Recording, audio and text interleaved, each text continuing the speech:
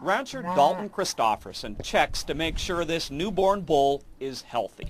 The fourth-generation cattleman has already lost one calf to wolves this year. There was part of his backbone, a piece of one shoulder, and his head and his neck was all that was left. Christopherson spends most nights in this tiny cabin near his cow pasture.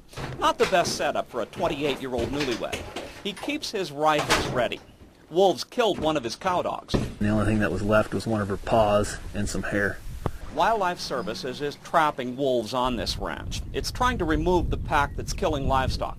Christopherson figures in the past 3 years he's lost 13 calves to wolves, but the Independent State Department of Livestock Board has only compensated him for 2. The wolves come in and pack off a day-old calf, and you don't have anything but a cow left behind bawling for a calf. You don't get paid for that calf because you have no proof. You know, you see wolf tracks in the mud, but that's not enough proof.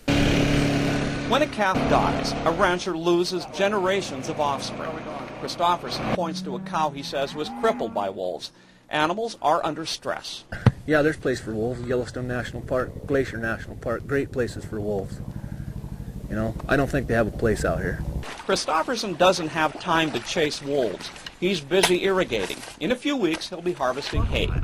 Wolf advocate Derek Goldman knows it's frustrating and expensive for ranchers who lose livestock to wolves, but he thinks wolves take an unfair hit. Livestock loss to wolves represents less than 1% of all livestock loss. Goldman says ranchers lose more livestock to disease, coyotes, and domestic dogs than wolves. Wolves were eradicated, he says, to make way for cattle and sheep. Now he thinks ranchers need to relearn ways to live with the predator, like using range riders. The range riders, because wolves are shy of human presence, we've found that that's the most effective thing. Goldman also recommends using guard dogs and installing brightly colored markers to keep wolves away.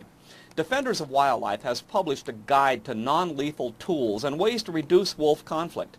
The advocate knows it's not likely to get positive reviews from a lot of ranchers, but he's passionate about this top carnivore. Every species, every plant, every animal, every piece of the ecosystem is important to the overall health and functioning of the ecosystem, and wolves are a classic example of that. Goldman has a background in environmental studies. He thinks the wolf is filling an ecological gap. The return of the wolf is really a great, uniquely American success story here in wildlife conservation. Fish, Wildlife, and Parks biologist Liz Bradley traps and radio collars wolves as a way to monitor the population. This is a receiver that picks up the frequency of collared wolves. There were thousands of wolves in Montana historically, and they were eliminated when European settlers moved into this region. And most of the wolves were wiped out of Montana by the 1930s. Bradley also takes genetic samples from wolves. Wolves are part of native wildlife, and we accept them as such, and we're trying to make a place for them as well. But the wildlife biologist says it's easy to love wolves if you don't have to live with them every day. Bradley works closely with ranchers. She advocates hunting to keep wolf numbers down. And there's a lot of people that do believe that we should have more wolves out there, and there's a lot of people that believe we should have no wolves out there. We're trying to find a balance in the middle. The wolves that roam through Montana's mountains and hillsides are resilient and prolific. They are opportunistic.